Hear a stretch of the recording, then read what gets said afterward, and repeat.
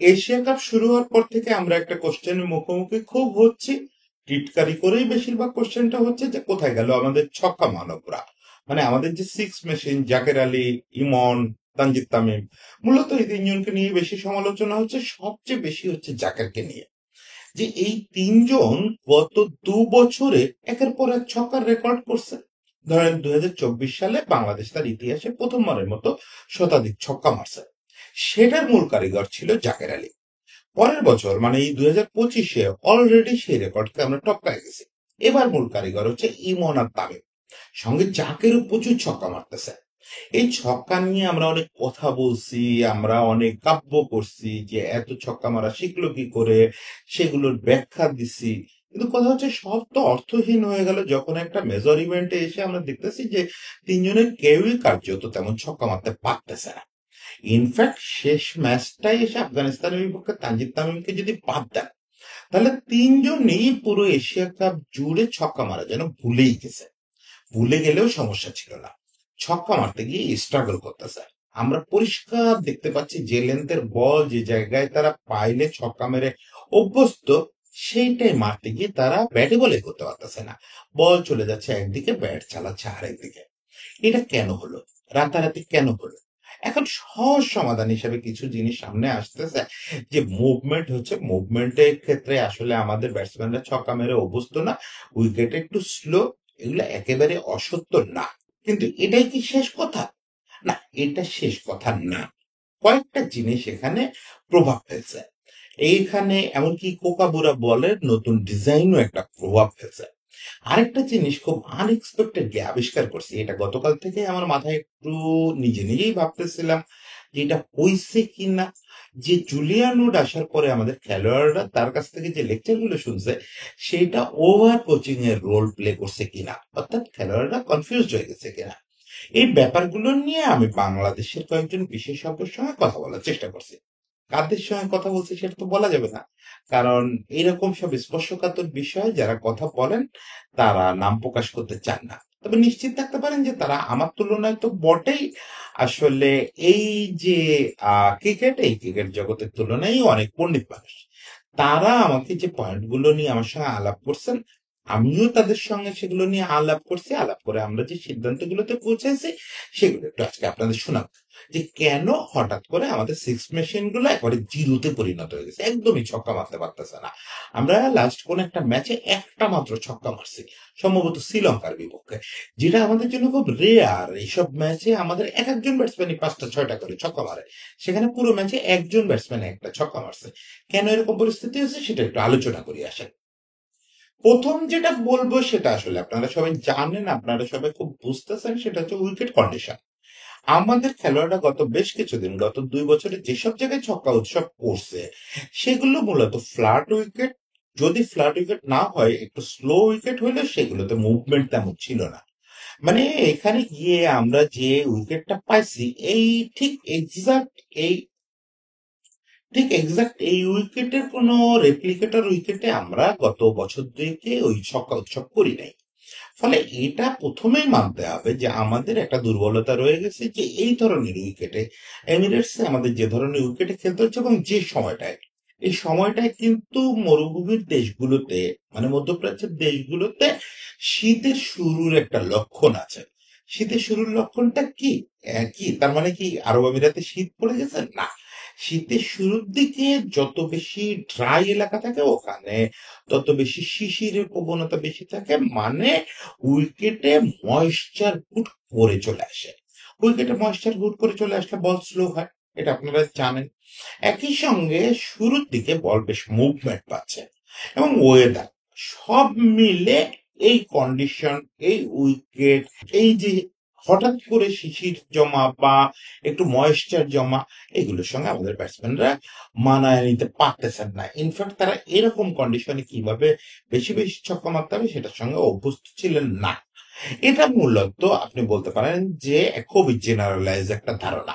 এই জেনারেলাইজ ধারণাটা মিথ্যাও না, আবার শুধু এটাও শেষ কারণ না। শুধু এটাই শেষ কারণ না, শুধু এটাই শেষ কারণ হলে শুধু সাফার করতো দুজন ওপেনার, মানে তামিম এবং ইমন। আর জাকের যখন ব্যাটিং এ যাচ্ছে তখন কিন্তু এই ক্রাইসিস গুলো অত বেশি থাকতেছে না। সে মূলত একটু স্লো বলের সমস্যায় পড়তেছে। তো স্লো বল তো মিরপুরে যে লোক ছক্কার উৎসব করে গেছে, সে লোকের জন্য খুব একটা সমস্যা হওয়ার কথা না। স্লো বলে তো সে ভালো ছক্কা মারতে পারার কথা। ফলে তার মানে নিশ্চয়ই এখানে আরো কিছু কারণ আছে। সেই কারণগুলো আমরা একটু আলোচনা করি। দ্বিতীয় যে কারণটা সেটা হচ্ছে সেলফ এক্সপেকটেশন। এই সেলফ এক্সপেকটেশনটা তৈরি হচ্ছে মূলত মিডিয়া হাইপ এবং অতিরিক্ত এগুলো নিয়ে কথাবার্তার কারণে। বা আমি সবসময় বলি যে মিডিয়া হাইপ, বেশি কথাবার্তা এগুলোকে যারা ওভারকাম করেও নিজের পারফর্মটা করতে পারে তারাই চ্যাম্পিয়ন। আমি যাকে এক্সট্রা টাইগার বলছি, আমি তখনই সেটাকে পুরোপুরি টাইগার বলে মেনে নিব যখন দেখবো এসব মিডিয়া হাইপ, এসব কথাবার্তা কিচ্ছুরে যাকে 2 পয়সার দাম দিচ্ছে না। আমরা বক বক করবো। দেখেন, আমি মিডিয়া কর্মী বলেন বা না বলেন আমি জানি না, আমি এখন মিডিয়া কর্মী হিসাবে বিবেচিত হব কিনা, তো 20 বছর তো মিডিয়ায় চাকরি করছি, প্রতিষ্ঠিত মিডিয়ায় চাকরি করছি। তা আমি সেই অভিজ্ঞতা থেকে বলতে পারি যে মিডিয়ার কথাবার্তা তেমন কোনো ভ্যালু নাই। হ্যাঁ, যেসব জায়গায় মন্তব্য প্রতিবেদন হয়, বড় বড় পণ্ডিত মিডিয়া ব্যক্তিত্বরা কথা বলেন, তাদের কথার অবশ্যই ওজন আছে। কিন্তু রেগুলার যেসব কন্টেন্ট করি আমরা, রেগুলার যেসব কথাবার্তা বলি, যে মমিনুল রে ডন ব্র্যাডম্যান বলে ফেলা বা জাকের রে বিরাট পৃথিবীর সেরা ছক্কা হিটার বলে ফেলা, এগুলো মূলত হচ্ছে স্রোতে থাকা। স্রোতের সঙ্গে মিলায় আমরা এগুলো বলি, খানিকটা ভিউয়ের জন্য বলি, খানিকটা অতি আবেগে বলি, বা যদি সত্যি বিশ্বাস করেও বলি, এর কোনো কিছুকে পাত্তা দেওয়ার কিছু নাই। আমি বলি চ্যাম্পিয়ন যখন আপনি হবেন লিওনেল মেসি বা সাকিব আল হাসানের মতো, আপনার মিডিয়াকে দেখতে হবে, নিউজ পেপারকে দেখতে হবে টিস্যু পেপারের মতো। নিউজ পেপারটা টিস্যুর সঙ্গে মেলে বলে বললাম, আসলে সব মিডিয়াকে আপনার ওইভাবে দেখতে হবে যে ইউজ করে আপনি ফেলে দেবেন। আপনি বড় শুনতে পারেন, দেখতে পারেন, পড়তে পারেন, কিন্তু এটা আপনি মাথায় নেবেন না। কিন্তু এই জিনিসটা এদের মাথায় ঢুকে গেছে। এই জিনিসটা এদের মাথায় ঢুকে গেছে যে আমরা তো তাহলে প্রচুর ছক্কা মারতে পারি। আমরা যেহেতু প্রচুর ছক্কার রেকর্ড করতেছি, তার মানে আমাদেরকে আরব আমিরাতে গিয়েও ছক্কাই মারতে হবে।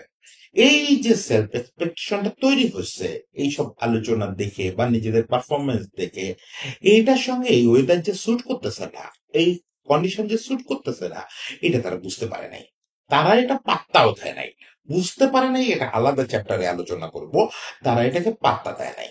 তারা, এবং আমি বলবো যে খানিকটা ম্যানেজমেন্টও এই গুরুত্বটা দেয় নাই যে বাবা, তোমরা প্রচুর ছক্কা মারতেছো ঠিক আছে, কিন্তু সব জায়গা কিন্তু শুধু ছক্কা মেরে খেলার জায়গা না। কখনো কখনো এটা সুমন ভাই আমাকে বহু আগে বলছিল, টি-20 মাত্র যখন শুরু হলো তখন একদিন মজা করে বলতেছিল আয়ুল বাসার সুমন, যে দাদা আপনি যদি ওভারে একটা ছক্কা আর একটা চার মারেন তাহলে কত রান হয়? 10। বাকি বলগুলো আপনি চুপ করে থাকতেন। আর যদি আপনি ওভারে দুটো চার মারেন, বাকি প্রত্যেকটা বলে সিঙ্গেল দেন, তাহলে কত রান হয়? 4 আর 4 8, 8 আর 4 12 হয়। মানে আপনি কোনো ছক্কা না মেরেই আপনি ওই সো কল্ড পাওয়ার হিটিং এর চেয়ে বেশি রান ওভার প্রতি তুলতে পারেন, যদি আপনি স্মার্ট হন। কিছু কিছু জায়গায় ওই স্মার্টনেসটা শো করতে হয়। আপনার কন্ডিশনকে রেসপেক্ট দিতে হয়, পরিস্থিতিকে রেসপেক্ট দিতে হয়, প্রতিপক্ষের বোলারকেও রেসপেক্ট দিতে হয়। আপনি এতদিন যে বোলারদের এগেনস্ট এটা করছেন, এখানে তো সব ওই মানের বোলার পাচ্ছেন না। দুষ্মন চামিরার ওইরকম টানা ইয়র্কার করে যাওয়ার ক্ষমতা, বা ওই যে হাসারাঙ্গা ছেলেটার যে দুর্দান্ত স্পিন, ওগুলো হয়তো শ্রীলঙ্কা ওই সিরিজটা কাজ করে নাই, এখানে কাজ করতেছে। ফলে শো রেসপেক্ট টু দেম। আপনি স্মার্ট হন। আপনার ছক্কাই কেন মারতে হবে? চারই কেন মারতে হবে? সব বলে কেন লম্বা সুইং এ খেলতে হবে? এই যে ব্যাপারটা, নিজেকে বোঝানো, যে এক্সপেকটেশন থেকে একটু সরে আসা, পরিস্থিতি অনুযায়ী খেলা, ওখানে আরেকটা পয়েন্টে এই ধারাবাহিকতা বলে দেয়, সেটা হচ্ছে অ্যাডাপ্টেবিলিটি। আমাদের ক্রিকেটারদের অ্যাডাপ্টেবিলিটি সম্ভবত সারা বিশ্বে ইন্টারন্যাশনাল ক্রিকেটারদের মধ্যে সবচেয়ে কম। এই জিনিসটা আমাদের শুধু ক্রিকেটারদের দোষ না, এটা আমাদের ম্যানেজমেন্টের দোষ। সবচেয়ে বড় কথা, এটা আমাদের প্র্যাকটিস ফ্যাসিলিটিস এর দোষ। দেখেন, ওই যে তামিমের কন্টেন্ট করলাম না এর মাঝে, তামিম কিরকম এক্সেলেন্স সেন্টার চায়, ওখানে তামিম একটা কথা বলছিল না যে 35টা উইকেট, ভিন্ন ভিন্ন ধরনের উইকেট চায়। এটা তো আমাদের জন্য এখনো ড্রিম। কিন্তু আপনি দেখবেন পৃথিবীর যেসব বড় বড় খেলুড়ের দেশ আছে, ইভেন আফগানিস্তানেরও যেসব হাই পারফরমেন্স সেন্টার আছে, প্রত্যেকটাতে 30 থেকে 50টা পর্যন্ত ভিন্ন ভিন্ন ধরনের উইকেট থাকে। এই উইকেট গুলো কেন বানানো হয়? বানানো হয় মূলত অ্যাডাপ্টেবিলিটির জন্য।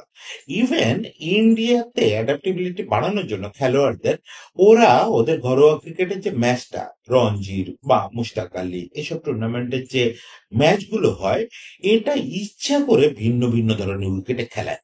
শুধু যে প্র্যাকটিসের জন্য গাদাখানেক ভিন্ন ধরনের উইকেট বানায় রাখে তা না, ওরা কখনোই মানে গত 5-6 বছর বা 10 বছর ধরে কখনোই এক টাইপের উইকেটে খেলাচ্ছে না। আগে যেটা ছিল যে ওদের সারা বছর সব খেলা হতো হচ্ছে টার্নার উইকেটে। এখন আর ওরা সেটা করে না। এখন নানা রকম উইকেটে খেলায়, এটা পৃথিবীর সব দেশ করে।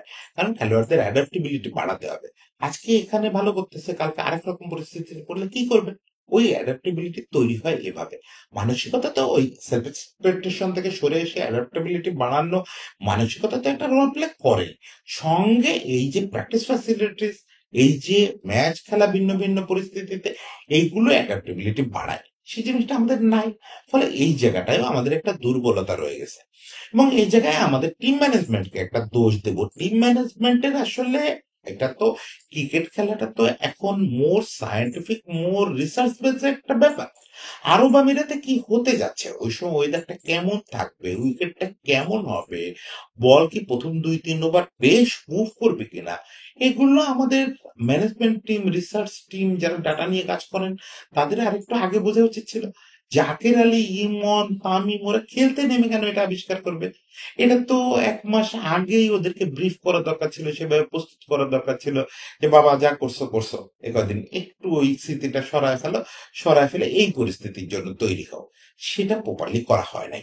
ফলে খেলোয়াড় একটা ফেক ধারণা নিয়ে গেছে যে আরব আমিরাত মানে ওখানে গিয়ে আমরা প্রায় সাবকন্টিনেন্টাল উইকেট পাবো, ওখানে গিয়েও ছক্কার উৎসব হবে। এবং সেই ছক্কার উৎসব করতে গিয়ে তারা রানই করতে পারতেছে না। না, ভয় পাবেন না, কোনো যান্ত্রিক ত্রুটি হয় নাই। আসলে যেটা হয়েছে, আমি একটা বিরাট ভুল করে ফেলছি। কালকে রাতে যখন এই কন্টেন্টটা শুট করি, তখন খুব গুরুত্বপূর্ণ একটা পয়েন্ট, সেটা হচ্ছে নতুন কোকাবুরা বলের ভূমিকা, এটা বলতে ভুলে গেছি। ফলে এখান থেকে আমি সরাসরি জুলিয়ান উডের ইফেক্টের আলোচনায় চলে গেছি। তো ভাবলাম যে এইটুকু না বলা থাকলে তো আসলে কন্টেন্টটা খুবই অসম্পূর্ণ থাকে। তো এটা মাত্র মিনিট খানেকের মধ্যে বলতেছি। এইটুক সময় একটু কোকাবুরার চেহারা দেখতে থাকেন। কোকাবুরার যেটা হচ্ছে, কোকাবুরা গত বছর 2-1 মতো বেশ কিছুদিন হলো বলের ডিজাইনটা একটু চেঞ্জ করছে, বলে বেশ কিছু চেঞ্জ আছে। বলের সিমটা কোকাবুরায় আগে বেশ চওড়া ছিল এবং সিমটা অনেক নিচু ছিল, এবং এটাই আসলে কোকাবুরার ইউনিক বৈশিষ্ট্য ছিল। কোকাবুরাকে এটা, এই পয়েন্টটাই বাকিদের চেয়ে আলাদা করছিল। কিন্তু কোকাবুরা গত বছর 1.5 বা 2 যেরকম বললাম যে ইয়ে করছে, বলের সিমটা আর একটু আপ করছে, সেই সঙ্গে সিমটা একটু চওড়া করছে। এই কোকাবুরা আমরা তো আপনার জানেন কোকাবুরাতেই খেলি। এই যে কোকাবুরার নতুন স্টাইলটা, এইটাতে আমরা ফ্ল্যাট উইকেটের বাইরে বা বাংলাদেশের যে ট্র্যাডিশনাল সামান্য স্লো উইকেট, এটা বাইরে টি-20 তেমন খেলি নাই। ফলে এই কোকাবুরা বাইরে যে উইকেটে একটু ময়েশ্চার থাকে, শুরুর দিকে কেমন আচরণ করবে এটার সঙ্গে আমাদের ক্রিকেটাররা একদমই একদমই পরিচিত ছিল না। কিন্তু যখন দেখা গেল এমিরেটসের এই জায়গাটায় খেলা হচ্ছে, কোকাবুরা একটু অন্য ধরনের আচরণ করতেছে, বিশেষ করে একেবারে শুরুর ওভারটা, মানে টি-20তে যেটা খুব গুরুত্বপূর্ণ, পাওয়ার প্লের টাইমটা, একেবারে পুরো পাওয়ার প্লে না হলেও প্রথম 2-3 ওভার, সেটা হচ্ছে পরে একটু বাড়তি মুভ করতেছে। মানে যে বলটা ধরেন 3 সেন্টিমিটার বের হয়ে যাওয়ার কথা, সেই বলটা 6 সেন্টিমিটার বের হয়ে যাচ্ছে। তো এইটা একটু ডিফারেন্স গড়ে দিচ্ছে, বেশ ডিফারেন্স গড়ে দিচ্ছে এটুকু বের হয়ে যাওয়াই। আর আপনারা জানেন আমাদের ওপেনারদের ফুটওয়ার কত ভালো না, ওইটুকু অ্যাডজাস্টমেন্ট করাই এদের জন্য খুব কঠিন হয়ে গেছে। তো এই ব্যাপারটাও আসলে আমাদের দুই ওপেনারের স্পেশালি প্রপার টাইমিং করতে একটু ভেজাল করতেছে। বিশেষ করে যে ম্যাচগুলোতে আপনি দেখবেন যে আর্লি প্রতিপক্ষ সিম বোলার ইউজ করতেছে, মুভ করাইতে পারে বল, সেই ম্যাচগুলোতে আমাদের দুই ওপেনার একদমই ব্যাটে বলে কানেক্ট করতে স্ট্রাগল করতেছে। কোকাবুরার ভূমিকাটা এটুকুই। এবার আসেন আমরা জুলিয়ান উড পর্বে চলে যাই। এবার আসি আমার সবচেয়ে কি বলবো, আজকের যে পয়েন্টগুলো বলতেছি এই পয়েন্টগুলোর ভিতরে সবচেয়ে সম্ভবত সেন্সেশনাল কথা বলবো এখন। মানে অনেকে একটু বিরক্ত হতে পারেন, ক্রিকেট বিশেষজ্ঞরা অনেকে বলতে পারেন যে জুলিয়ান উড মাত্র 1 সপ্তাহ কাজ করলো, সেটাকে আপনি দায়ী করতেছেন। না, আমি দায়ী করতেছি না। আমি এই পয়েন্টটার নাম দিচ্ছি কনফিউজড স্টেট। এটার জন্য জুলিয়ান উডের কোনো দায় নাই। কিন্তু প্রবলেমটা যেটা হচ্ছে যে জুলিয়ান উড এই ঠিক এশিয়া কাপের আগে আগে আমাদের সঙ্গে এক সপ্তাহ নাকি 15 দিনের একটা কোর্স করলেন আমাদের খেলোয়াড়দের নিয়ে। এটাকে কোর্স বলবো না, এটা আসলে সেমিনার টাইপের হলো বা ওয়ার্কশপ টাইপের একটা কিছু হলো খেলোয়াড়দের সঙ্গে। এখন দেখেন ওই ওয়ার্কশপে কি হয়েছে, এটা তো মিডিয়ার বদৌলতে আমরা সবাই জেনে গেছি। ভেলোসিটি ব্যাট অমুক তমুক, ভেলোসিটি ব্যাট কেমনে কাজ করে এগুলা নিয়ে রীতিমতো মিডিয়া গুলা ভিডিও প্রতিবেদন করছে, ভেলোসিটি ব্যাট চালায় দেখাইছে আমাদের রিপোর্টাররা। ফলে আমরা সবাই সবকিছু জানি। এখন এই যে প্রচুর জিনিস, প্রচুর ইনফরমেশন, এটা কয়দিনে জানানো হয়েছে? 15 দিনের মধ্যে। এই 15 দিনের মধ্যে প্রথম 4-5 দিন আবার ন্যাশনাল টিমের সঙ্গে কাজ করতে পারে না ইউড। মানে সে আসলে ন্যাশনাল টিমকে পাইছে 7-8 দিনের জন্য।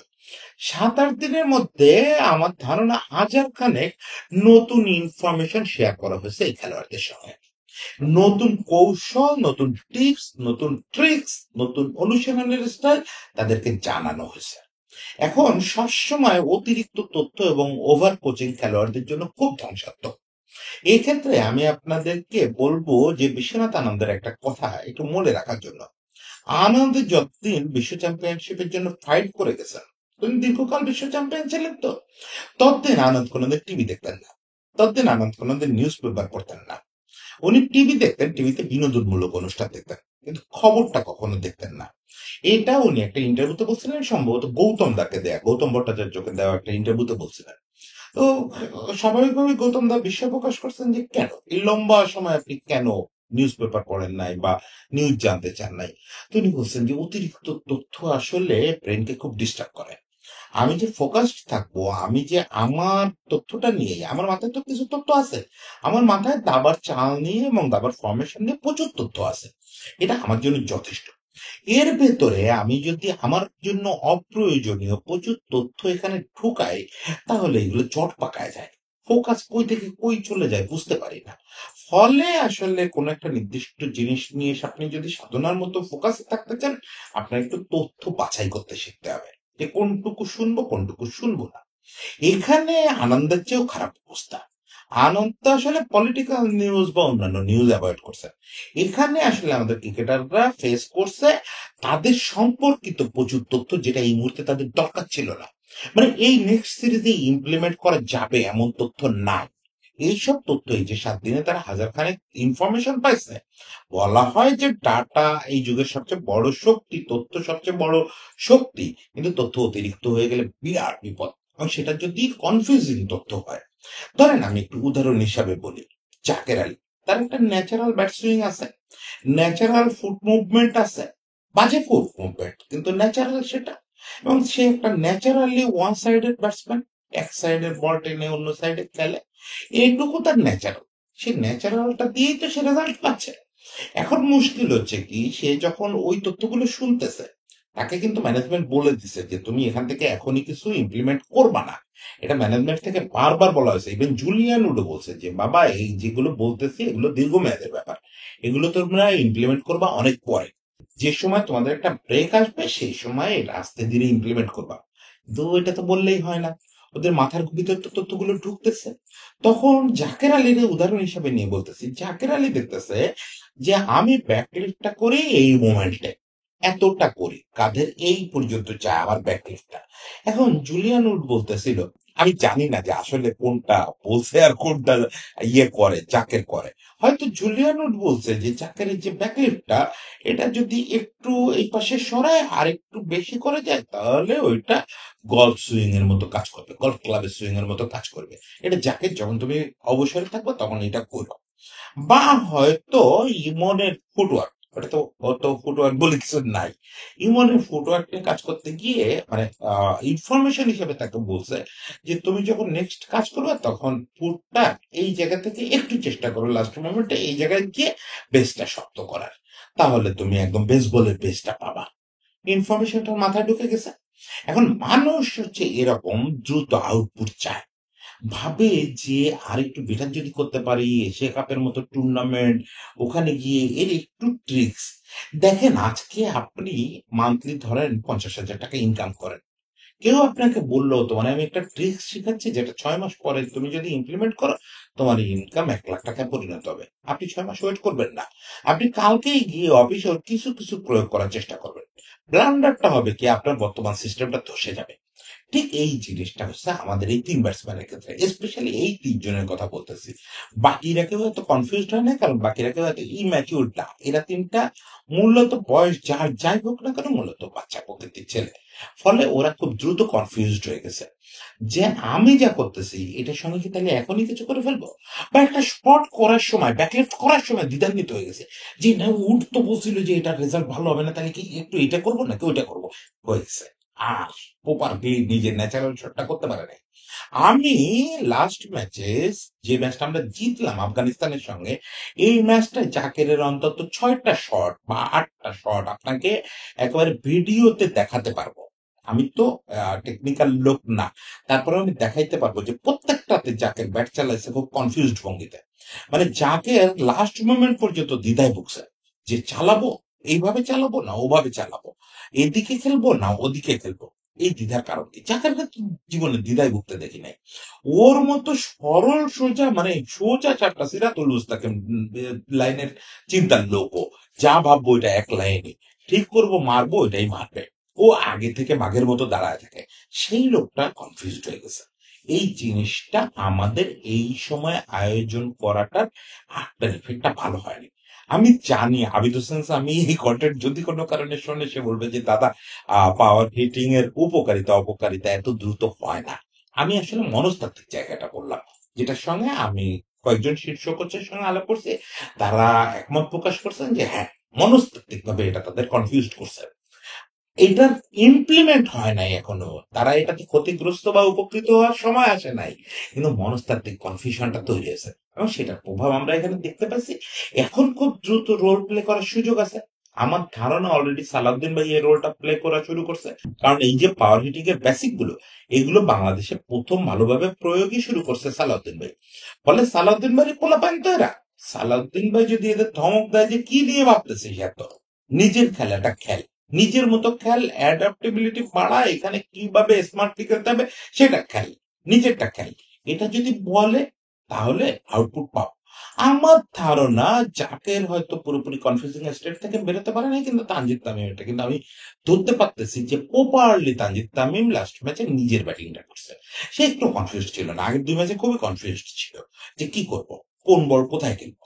এখন এই জিনিসটা থেকে আগে হচ্ছে আমাদের একটা কথা বলা হতো, আমি ছোটবেলায় একটু তবলা শেখার চেষ্টা করছিলাম, তো দ্বিতীয় যে স্যারের কাছে গেছিলাম উনি বলছিলেন যে তোমার তবলা যদি কোনোদিন শিখতেই হয় আগে হচ্ছে এর আগে ভুলভাল যা শিখছো ওটা ভুলে যেতে হবে। এই জন্য আমার আর তবলা শিল্পী হয় নাই, আমি বলতেও পারি নাই শিখতেও পারি নাই। এখন ওদের আপাতত কাজ হচ্ছে এই কনফিউজিং জিনিসগুলো মাথা থেকে সরায় ফেলা, খুব দ্রুত ইরেজ করে ফেলা, তারপরে ন্যাচারাল খেলা খেলা। তারপরে যদি লম্বা ব্রেক আমরা সামনে পাই, যেটা আগামী 1-1.5 বছরে পাচ্ছি না, তারপরে গিয়ে এগুলো ইমপ্লিমেন্ট নিয়ে ভাবা যাবে। আপাতত এইসব মাথায় ঢুকানোর কোনো দরকার নেই, ঢুকালেই আমরা বিপদে পড়বো। আশা করি খুব দ্রুত সব ঠিক হয়ে যাবে, সবাই যার যার ন্যাচারাল খেলাটা খেলতে পারবে। সেই সময়টার অপেক্ষা থাকলাম, সবার জন্য শুভেচ্ছা।